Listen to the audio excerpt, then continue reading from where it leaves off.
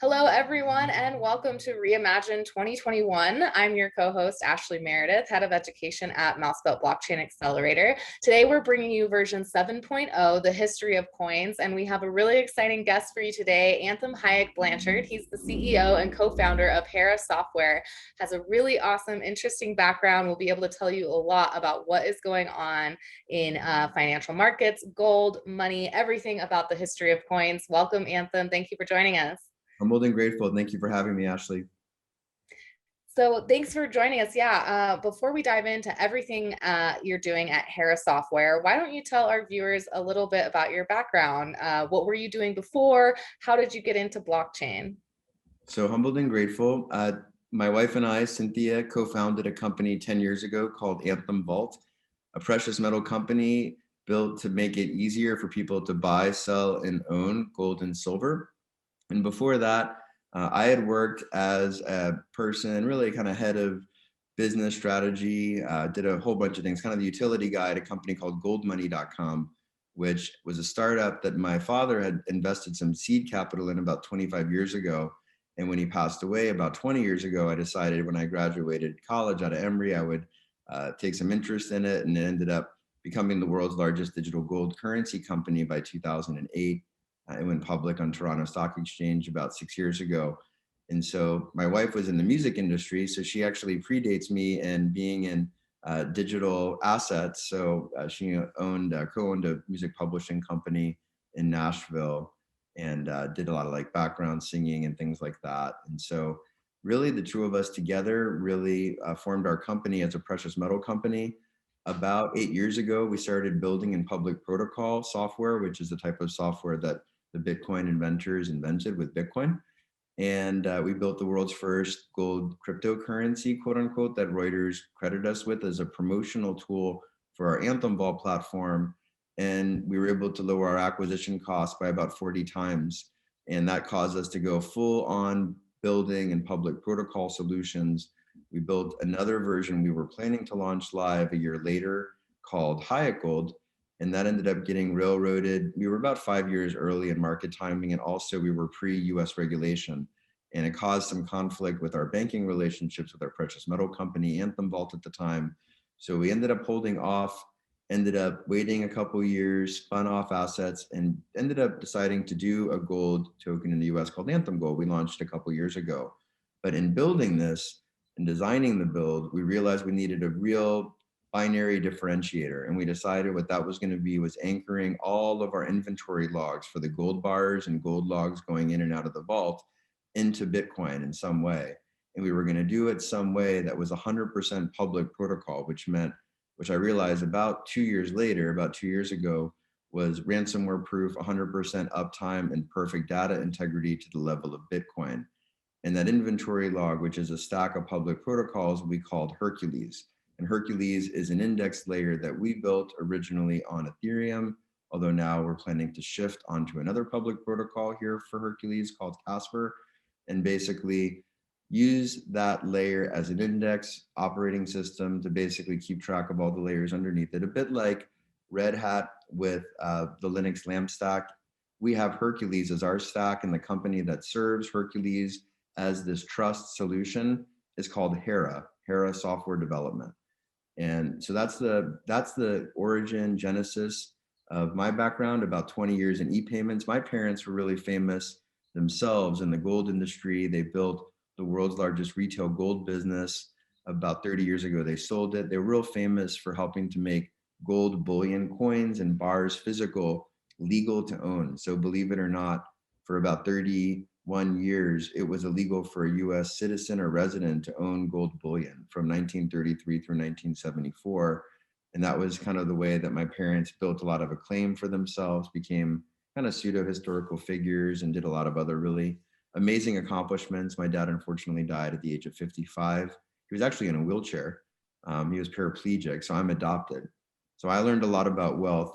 My life had a price on it. So my parents had to purchase me as a black market baby because it was Oh, illegal, wow. still is illegal for paraplegics, people in wheelchairs to adopt in Louisiana. So wealth bought freedom for myself and my family. And now what we're trying to do with Hera through Hercules is give everyone wealth by giving everyone the ability to participate in commerce without having to worry about being on the negative side of the equation, making all the equations positive through trusted communication and putting that trusted communication in commerce.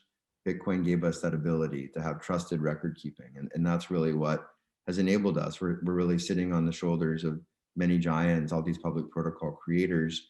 And we've just kind of happened to stay curious and find a way to link some of them together and continue to link them together in different ways that can make commercial solutions possible using these new type of awesome, incorruptible, impossible to take down, and perfect record keeping. So it's idyllic. So the world needs to transition over as fast as possible, as far as we're concerned. So.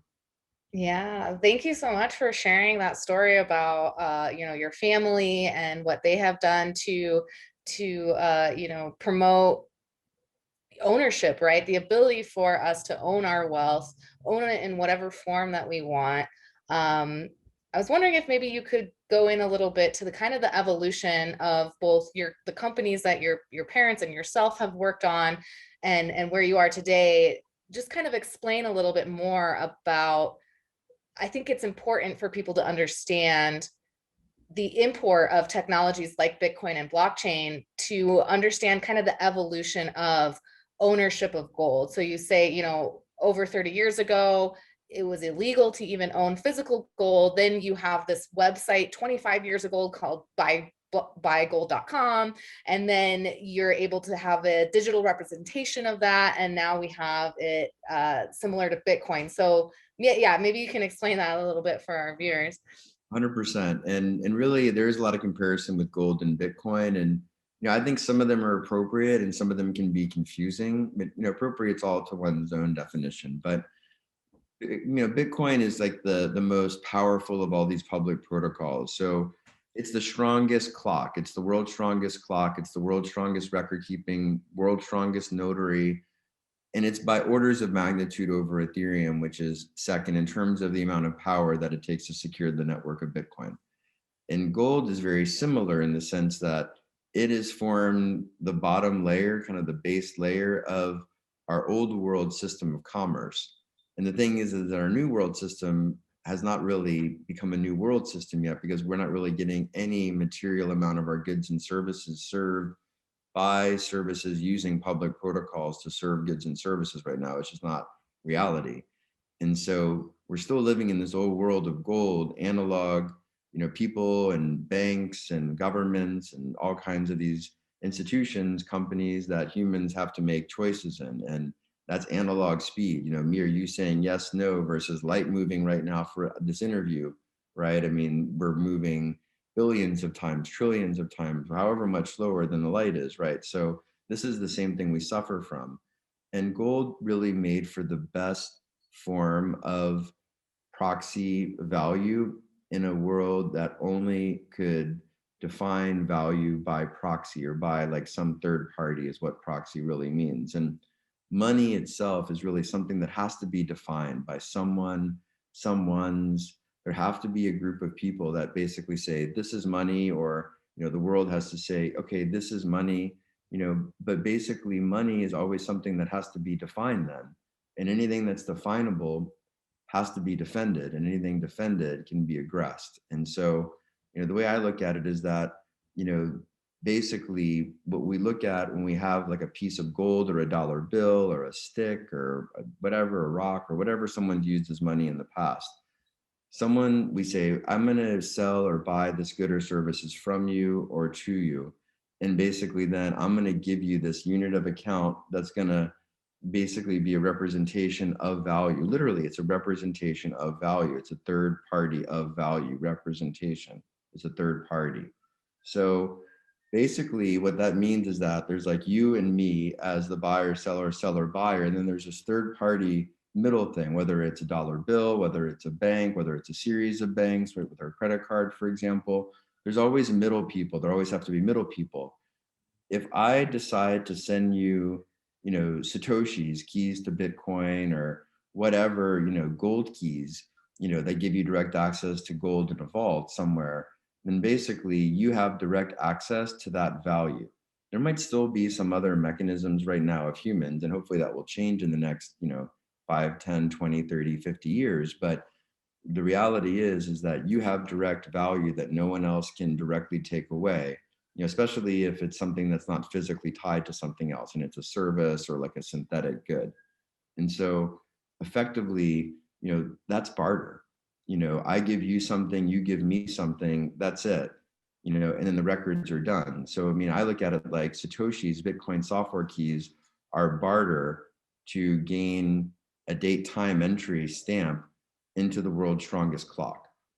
That's what it is. And so, Bitcoin has been the world's strongest CPU processor.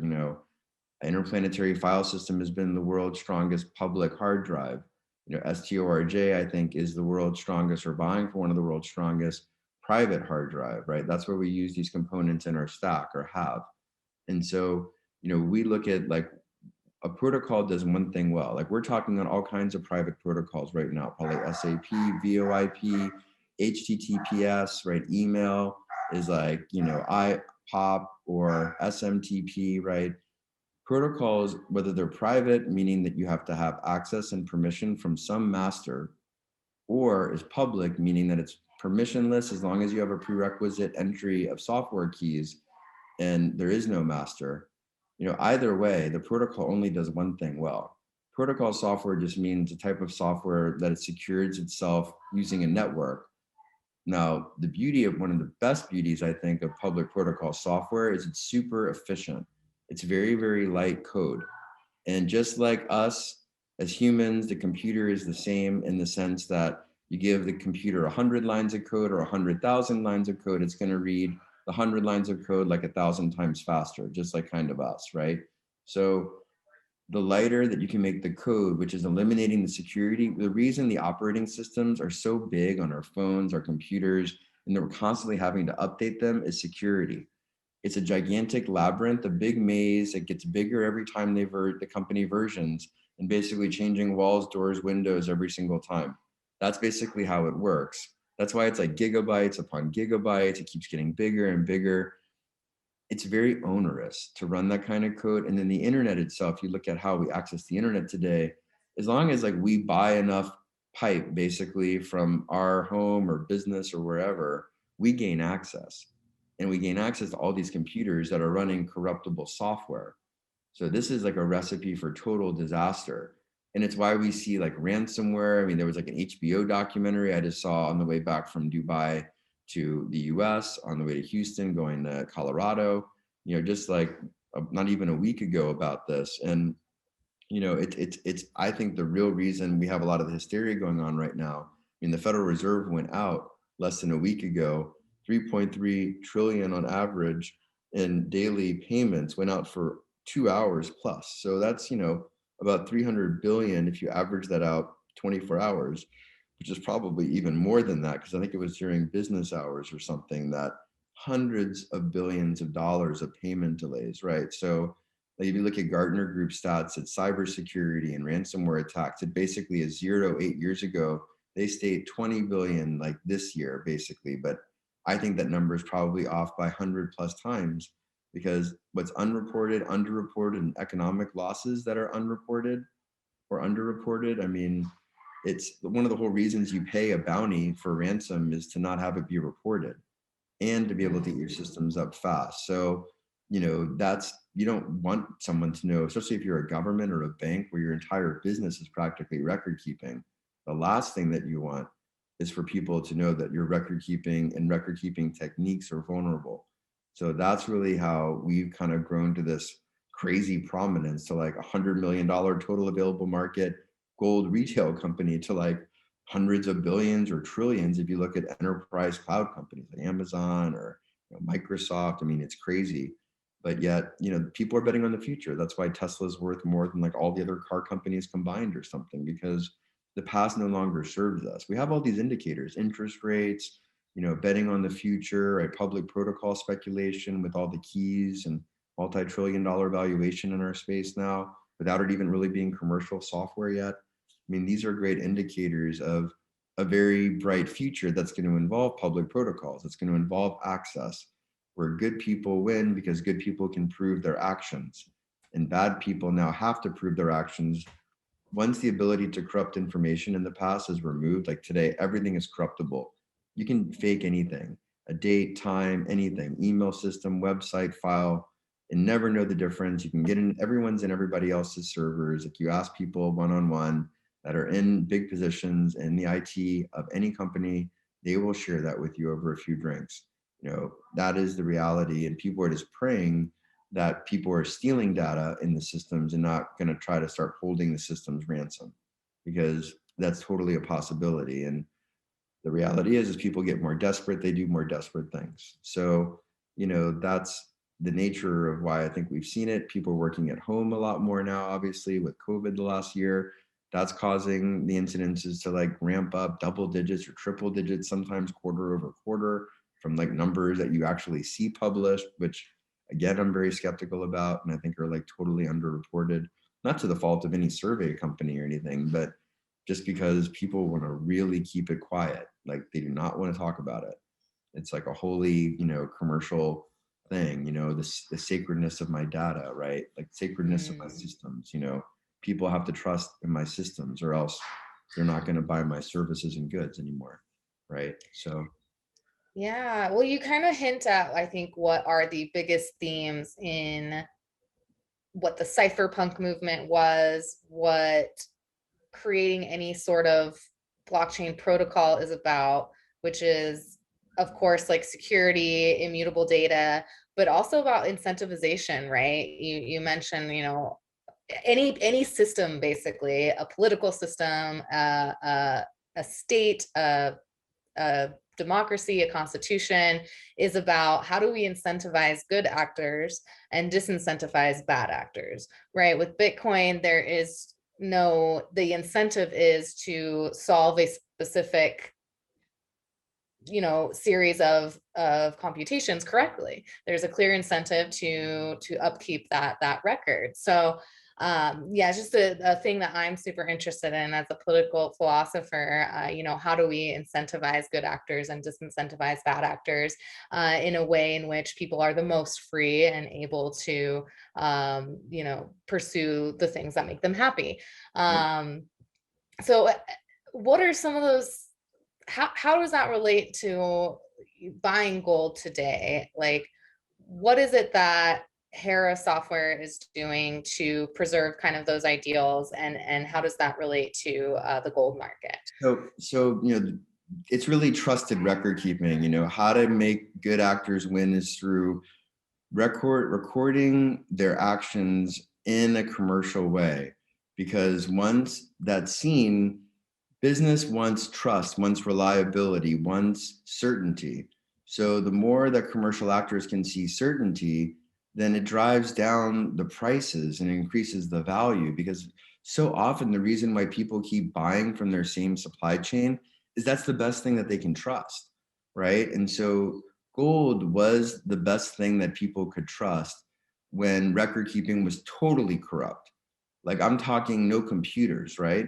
We're like sitting and writing stuff and we're like lettering stuff, and who knows what's going on for days, weeks, months, right? Years, sometimes like hundreds of years ago, like, what's happening? So we needed like something. Oh, this gold is all around the world. We sailed to South America from Spain. Like, oh, look, people kind of see what this is. They've seen something like this. Like, it's recognizable.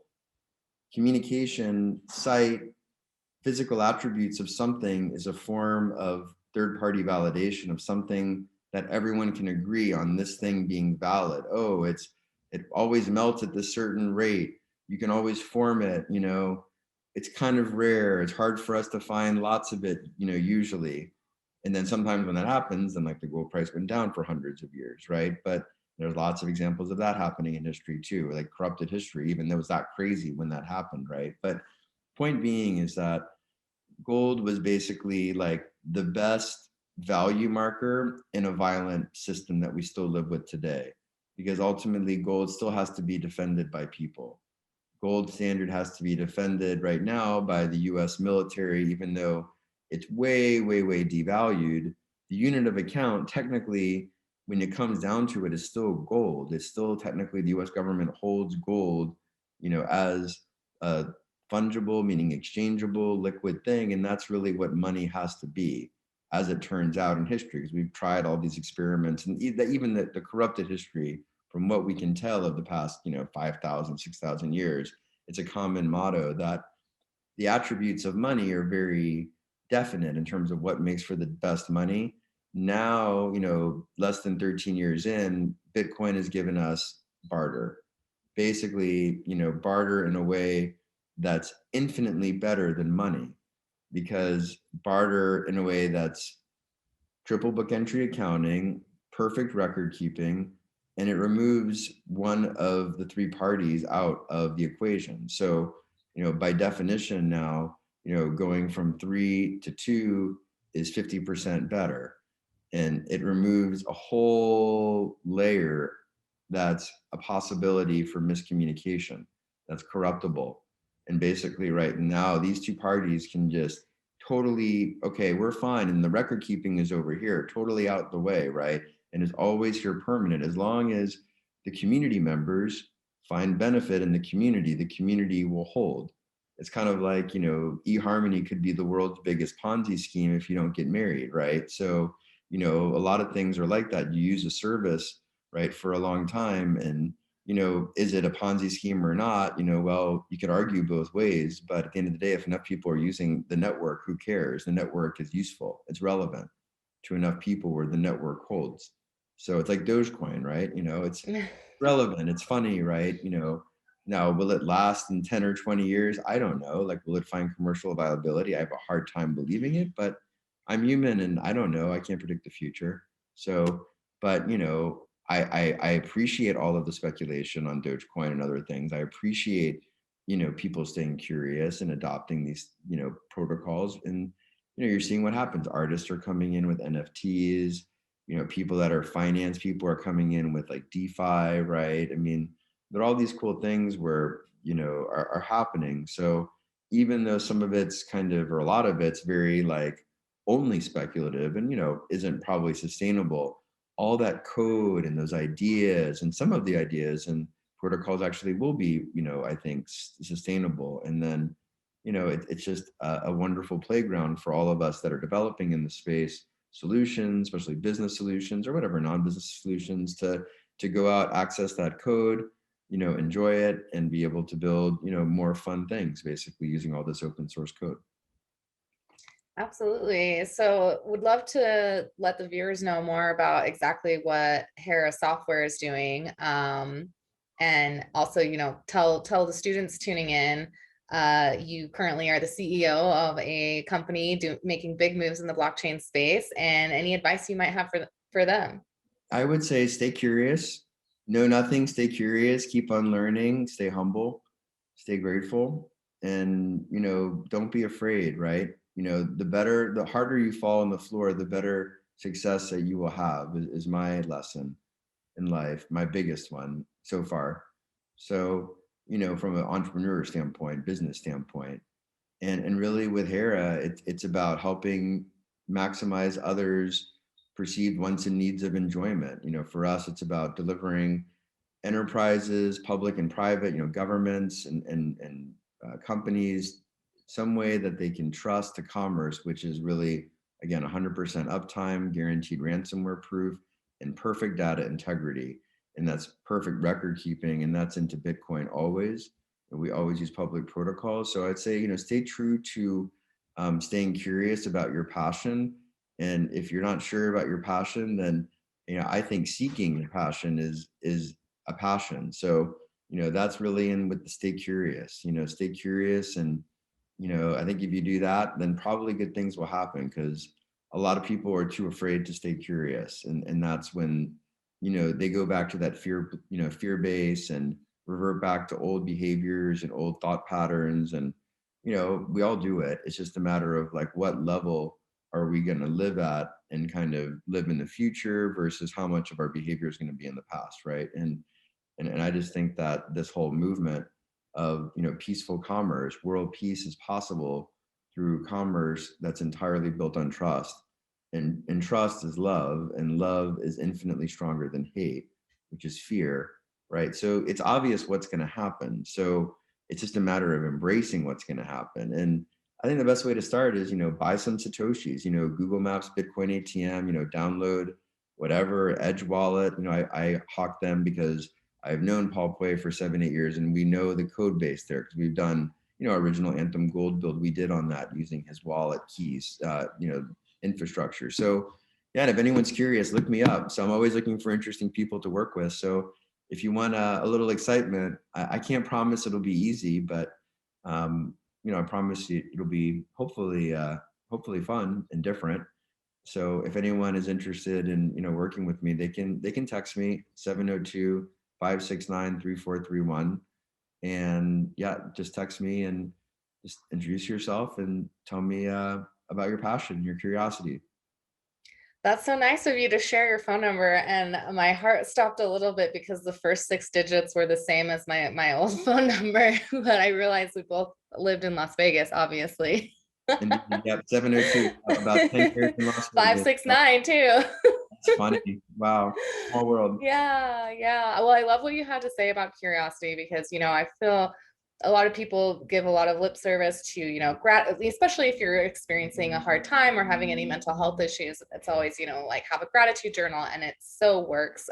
Being grateful, gratitude always works. But I always want to kind of add to that. I think the other real lifesaver in those moments is curiosity. And, that moment when you stop caring about like something you see on the street, or you want to just, that feeling of wanting to like read one more page or click one more Wikipedia link or ask someone a question about something that they just said, that's when the fire starts to die. So stoking curiosity is something that I always definitely recommend. And for any students tuning in, Anthem was kind enough to share, that you don't have to be a technical person to jump into the blockchain and get started, download a wallet, buy some Bitcoin, experiment with it. Are there any ways that you would recommend students interact with the products that you're building? How could they get started?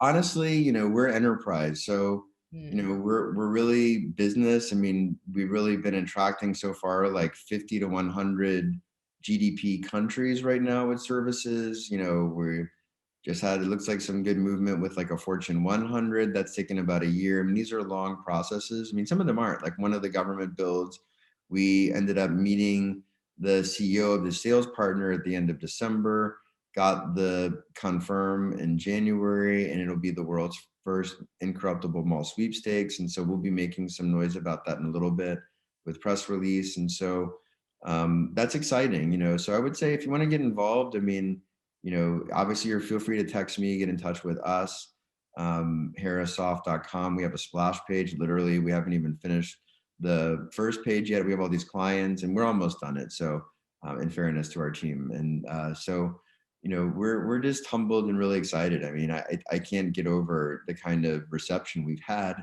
all around. It's just been really humbling, honestly. It's I was at a very, low place about a year ago. It was very hard. And, we were at a place where we couldn't pay a lot of people, and we really had to look ourselves in the mirror and kind of face the facts. And I had to look myself in the mirror and face the facts. And it was the first time in about 9 years that I couldn't really help bridge the company myself directly. And that was a big ego swallow, and that was what really, I think, caused this ability to now be in this flow of love and success and humility.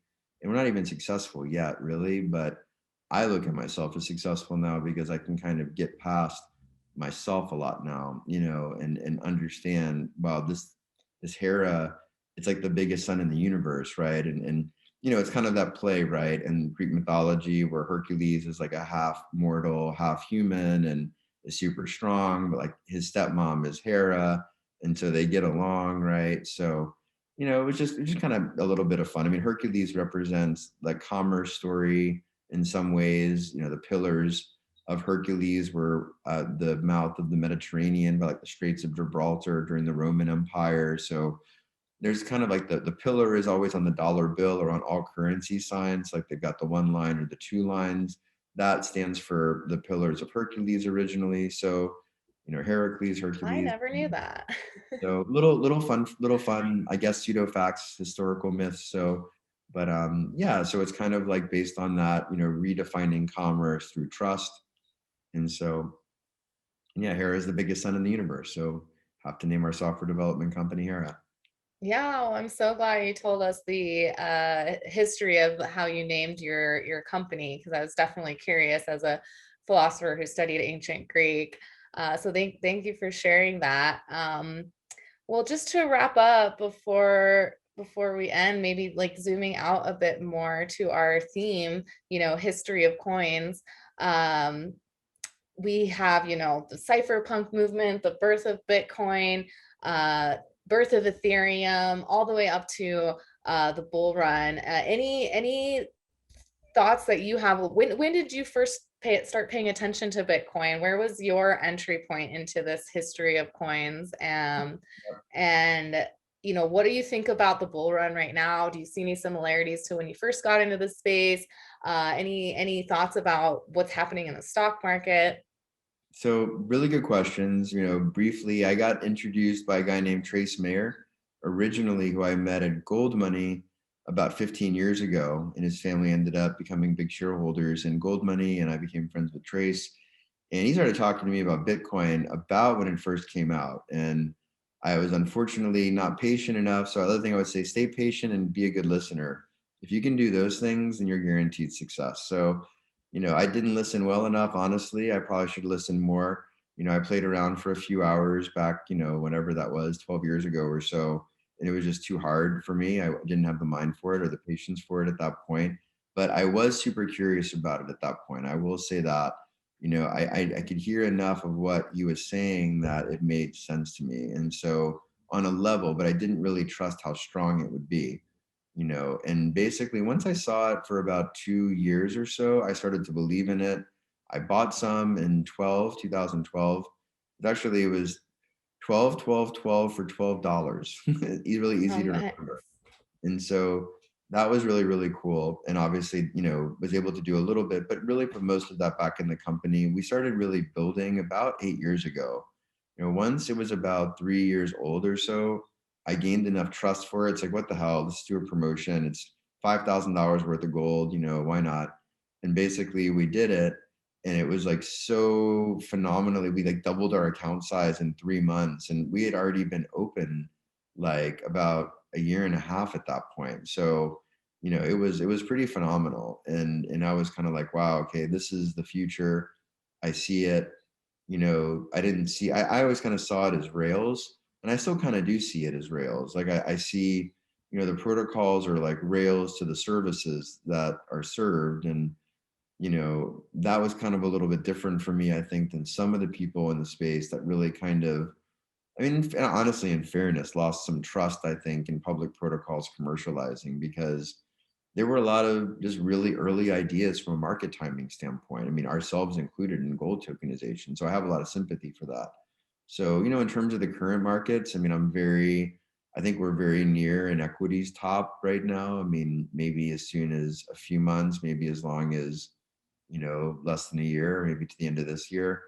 I'm very bullish about Satoshis and Bitcoin's, Satoshis run right now. I think that we're going to see a much higher top before we get into the end of summer on this cycle. This cycle reminds me of a lot of the other cycles. I think stock to flow ratio is really the best analysis, especially while Bitcoin hasn't quote unquote commercialized yet. People really aren't using Bitcoin as a notary public for their legal agreements or things like that yet, at the very least. So I think that until that happens, at the very least, stock to flow ratio will continue to be the most accurate way to look. It's not perfect, but it gives you a very, very good look to see kind of the manias of the past, as we've gotten to highs and basically the effect that, decreasing the block reward, the reward that those that secure the network get, over, a certain number of these blocks, quote unquote, entries that have been made is really the block. A certain number of these block of entries basically have been made. It's pretty consistent. It makes sense because those that secure the network, the miners, quote unquote, if they have half the rewards and about 99% of all the reward comes from the block right now and not the payment fees, then it makes sense that the miners have to basically take off a lot of supply that they would normally sell to bring up the price to basically make buying more equipment worth it. So that way, less new people that want to get into the market can get into the market from a competitive standpoint. So, it's I think once you understand it as barter, and you kind of start staying curious and knowing nothing, right? Because it can kind of help remove a lot of the illusions of perception that we have, right? And that's a lot of the problem that none of us, we all have our blind spots, all of us. You can do millions of things better than me. I can do millions of things better than you. And that goes for everyone watching this both ways, right? So that's the beauty of life. I believe we're quantum computers that we just need to have a trust mechanism so that way we're not paralyzed in fear of connecting to one another, right? So that's the reason why we're so deficient in so many ways. And even though we have all this great innovation, we're talking at light speed right now, still there's hundreds of thousands of people that are are skipping meals right now in like the same big cities, right, that we're around, right? So that's a real indication, really, that it's a system that's failed, and look at our world today. I mean, our wants and needs are being less served today arguably than they were even 10 years ago. So I mean, do we really want to keep living in this old world, or do we want to get to this new world now, right? Like, we have a choice now, right? It's just a matter of picking that choice, walking in light, right, instead of walking backward in darkness, right? So it's a choice. Yeah, I think that's a use case or a social problem that I'm most interested in solving and seeing whether blockchain can solve, which is, incentivizing collaboration, right? Forming trusted networks that allow people to track progeny, right? Like, I would be more, as an educator, lifelong educator, professor, and building university programs for over 12 years, um, open access to educational resources, but wanting to have that progeny tracked. Like, I'm much more likely to contribute to a project if even if I'm not compensated, as long as people know that that's my contribution, right? So I'm interested in all sorts of ed tech applications for blockchain, like tracking progeny, collaborating on scientific research, sharing data privately with other research labs, or crowdsourcing research, any sorts of ways that we can start paying people to learn instead of having to pay to learn, getting paid for creating educational content, all sorts of things like that. So I'd love to hear from you. What are, we did our Reimagine series, our second was called Disrupt the System, because we had, COVID hit. We were feeling very positive about trying to make the best out of a bad situation. How were we going to reimagine the year? And as the months went on, we just saw more failures in these systems. We saw these stress fractures in kind of the way that we've always been doing things. So our next theme was Disrupt the System. And we asked everyone, what are the use cases in blockchain that you think are the most disruptive, or what are your favorite? Would just love to hear from you. I really love NFT right now, non-fungible tokens and art, and kind of that idea that you have, at least if you're the original owner of something, and this idea of flex value, basically flexing your value as like prestige. But I think also, to your point, it's also flexing the goodwill of good actors too. So now you can, someone can see this. It's like a resume that no one can forge, basically, if you can prove that you were the author of it. So that, I think, is really powerful. I mean, we did a little seed investment into a company in South Africa called Kodo that is run by a former executive of ours, Greg Jabezi.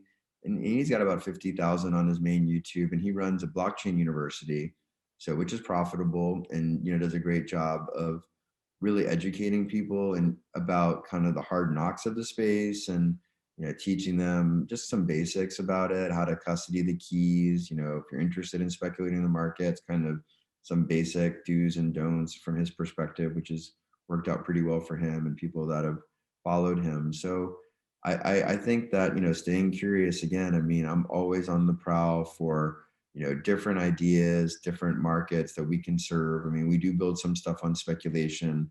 Most of the builds we do, are like revenue licensing deals, and even the spec ones are all revenue licensing deals, but some of them are build up front. So build, milestone. So it's been a wild ride. I mean, it's been about a year in and we're already getting multiple different types of ways that we're earning revenue. So from enterprises, so from big enterprises in some cases, even if it's just parts of big enterprises, and that's a new thing for me. So it's again been very humbling, and I just we're a 10-year overnight success. So our 10-year anniversary of incorporating Anthem Vault February 22nd. So, and it really took us 9 years to find a real total available market that was relevant, honestly. So, and I'm 41 years old, right? So, go figure, right? It took me a long time, relatively speaking. So, and I had a lot of resources at my disposal, right? So, I would say don't get discouraged.